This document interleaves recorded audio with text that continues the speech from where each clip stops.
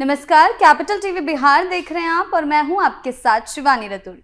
बिहार में जिस तरह से लगातार कार्रवाई हो रही है उससे ये बिल्कुल साफ है कि अब सरकार और प्रशासन किसी भी तरह का दबाव या समझौता करने के मूड में नहीं है।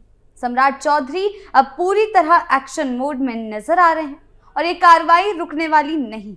अपराधियों की गिरफ्तारी हो, माफियाओं पर शिकंजा कसना हो या फिर अपराध से कमाई गई संपत्ति की जब्ती, हर मोर्चे पर सरकार सख्त और निर्णायक कदम उठा रही है।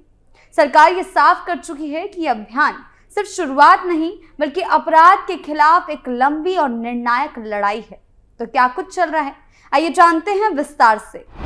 माफियाओं में मचा हड़कंप, बिहार में एक्शन मोड। जी हां, राज्य में बालू, शराब और जमीन जैसे अवैध धंधों से जुड़े अपराधियों के खिलाफ अब सरकार ने सख्त रुख अपनाना शुरू कर दिया है।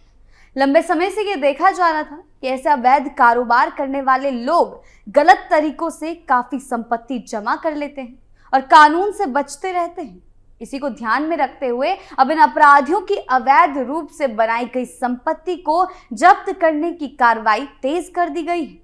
पुलिस और प्रशासन का मकसद बिल्कुल साफ है कि अपराध से कमाई गई संपत्ति को छीनकर अपराधियों को आर्थिक रूप से कमजोर किया जाए ताकि वो दोबारा ऐसा काम करने की हिम्मत ना कर सके। इस पूरे अभियान की जानकारी एडीजी विधि व्यवस्था पंकज दराद ने दी है। उन्होंने बताया है कि भारतीय नागरिक सुरक्षा संहिता यानी कि BNSS की धारा 107 के तहत अब तक कुल 1421 अपराधियों को चिन्हित किया गया है। इन अपराधियों की पहचान उनके पुराने आपराधिक रिकॉर्ड, अवैध गतिविधियों और पुलिस जांच के आधार पर की गई है। इनमें से 407 अपराधियों के खिलाफ संपत्ति जब्ती का प्रस्ताव तैयार कर कोर्ट को भी भेज दिया गया है।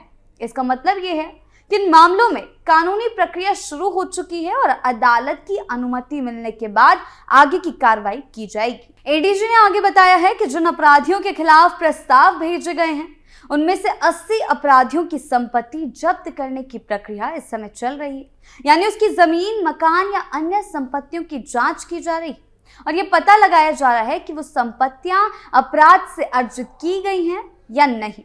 अब तक 3 अपराधियों की संपत्ति को पूरी तरह जब्त किया जा चुका है और ये कार्रवाई सरकार और पुलिस की गंभीरता को दिखाती है कि अब केवल गिरफ्तारी नहीं बल्कि अपराध से कमाई गई संपत्ति पर भी सीधा प्रहार किया जाएगा। जिन 3 अपराधियों की संपत्ति जब्त की गई है उनके नाम और पते भी सार्वजनिक किए गए हैं। इनमें पहला नाम बेगूसराय जिले के चेरिया बरियारपुर मंझौल थाना क्षेत्र के रहने वाले कुमार रंजन ओमकार का है। दूसरा नाम मुजफ्फरपुर जिले के काजी मोहम्मदपुर थाना क्षेत्र के राकेश कुमार उर्फ चुन्नू ठाकुर का है और तीसरा नाम वैशाली जिले के गंगा ब्रिज थाना क्षेत्र के फुलगांव के निवासी दीपक कुमार का है। इन तीनों पर अवैध धंधों से संपत्ति बनाने के आरोप थे और जांच में ये साबित होने के बाद उनकी संपत्ति जब्त कर ली गई। इसके साथ ही ये भी बताया गया है कि इस साल जनवरी से लेकर 22 दिसंबर तक राज्य में कानून व्यवस्था बनाए रखने के लिए बड़े पैमाने पर निरोधात्मक कार्रवाई की गई। इस अवधि में कुल 12,69,616 लोगों के खिलाफ कदम उठाए गए हैं। निरोधात्मक कार्रवाई का मतलब होता है कि किसी व्यक्ति को अपराध करने से पहले ही चेतावनी देना या उस पर कानूनी दबाव बनाना ताकि वो कानून न तोड़े और शांति व्यवस्था बनी रहे। ये संख्या बताती है कि पुलिस ने पूरे साल लगातार सक्रिय रहकर कानून व्यवस्था पर नजर रखी है और इतना ही नहीं, इस अवधि में 3,63,927 लोगों के खिलाफ बॉन्ड पेपर की कार्रवाई भी की गई। बॉन्ड पेपर की कार्रवाई में लोगों से ये लिखित रूप में लिया जाता है कि वो भविष्य में कानून का उल्लंघन नहीं करेंगे और अगर वो ऐसा करते हैं तो उन्हें तय राशि का जुर्माना देना पड़ता है या अन्य कानूनी कार्रवाई का सामना करना पड़ता है। इस तरह की कार्रवाई से असामाजिक तत्वों पर नियंत्रण रखने में मदद मिलती है और आम लोगों को सुरक्षा का भरोसा मिलता है। पंकज दराद ने नए साल के मौके पर सुरक्षा व्यवस्था को लेकर भी जानकारी दी है। उनका कहना है कि नए साल के उत्सव को ध्यान में रखते हुए राज्य भर में सुरक्षा के पुख्ता इंतजाम किए गए हैं।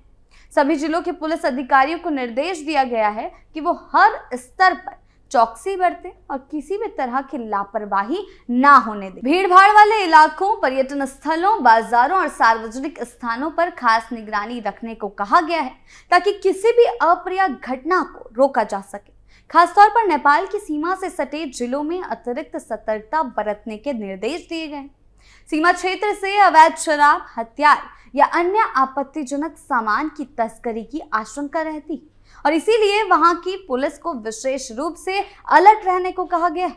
सीमा सुरक्षा बल यानी एसएसबी के साथ समन्वय बनाकर सीमा पर चेकिंग और निगरानी बढ़ाने का निर्देश दिया गया है।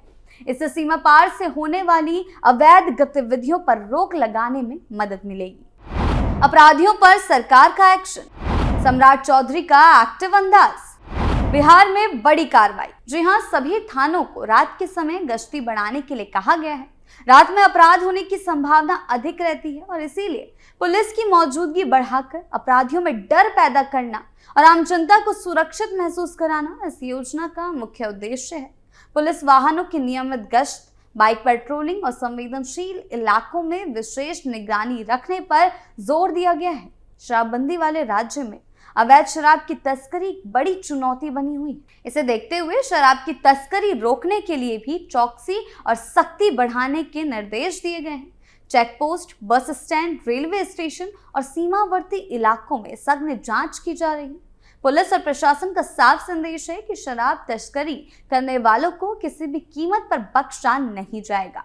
सरकार और पुलिस प्रशासन ने ये साफ कर दिया है कि अपराध और अवैध धंधों के खिलाफ अब केवल कार्रवाई नहीं बल्कि सख्त और प्रभावी कदम उठाए जाएंगे।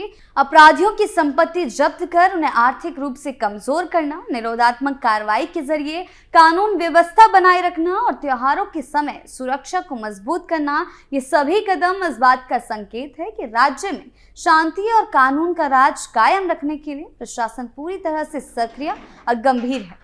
राज्य में अपराध और अवैध धंधों के खिलाफ अब प्रशासन पूरी तरह एक्शन मोड में है। केवल बड़े निर्माणों या अवैध बिल्डिंग्स पर बुलडोजर चलाना ही नहीं बल्कि माफियाओं और अपराधियों पर भी कड़ी कार्रवाई की जा रही। लंबे समय से ये देखा गया था कि कुछ लोग अवैध तरीके से संपत्ति जमा कर रहे थे और कानून को चुनौती दे रहे थे।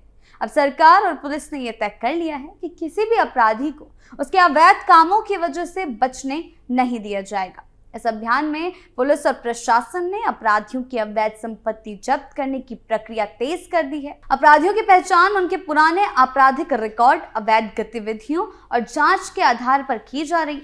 केवल गिरफ्तारी करना ही उद्देश्य नहीं है बल्कि अपराध से अर्जित संपत्ति को छीनकर अपराधियों को आर्थिक रूप से कमजोर करना भी अब उनका लक्ष्य है। ये कदम साफ संदेश देता है कि अपराधियों को न सिर्फ पकड़ना बल्कि उनकी अवैध आय के स्रोत भी खत्म करना प्रशासन की रणनीति का हिस्सा बन गया है। सरकार की हालिया कार्रवाई से ये साफ हो गया है कि अब बिहार में कानून व्यवस्था को लेकर कोई ढिलाई नहीं बरती जाएगी और यहाँ यूपी मॉडल की गूंज साफ सुनाई दे रही है। अपराध और अवैध धंधों से अर्जित संपत्ति को लेकर सरकार ने ये संदेश दे दिया है कि अब केवल छोटे अपराधियों ही नहीं बल्कि बड़े माफिया और प्रभावशाली लोग भी कानून के दायरे में होंगे। चाहे कोई व्यक्ति किसी भी पद पर बैठा हो, उसकी पहचान, पहुंच या रसूख उसे कानून से ऊपर नहीं रख सकता। अपराध से कमाई गई एक एक संपत्ति की जांच की जाएगी और अगर वो अवैध पाई गई तो उसके खिलाफ सख्त कार्रवाई तय है। और सबसे अहम बात यह है कि सरकार ने यह साफ कर दिया है कि कानून सबके लिए बराबर है। सत्ता, पद या राजनीतिक पकड़ के दम पर अब कोई भी अपराधी बच नहीं पाएगा। प्रशासन की सक्रियता, लगातार हो रही गिरफ्तारियां और संपत्ति जब्ती की कार्रवाइयां इस बात का संकेत है कि राज्य में अपराधियों के लिए अब सुरक्षित ठिकाना नहीं बचा है। आम जनता के बीच ये भरोसा मजबूत हुआ है कि सरकार अपराध के खिलाफ पूरी ताकत से खड़ी है और राज्य में कानून का राज स्थापित करने के लिए हर जरूरी कदम उठाया जाएगा। कुल मिलाकर सरकार की ये सख्ती ये बताने के लिए काफी है कि बिहार अब अपने पुराने ढर्रे पर नहीं चलेगा जैसा लालू राज में चलता था।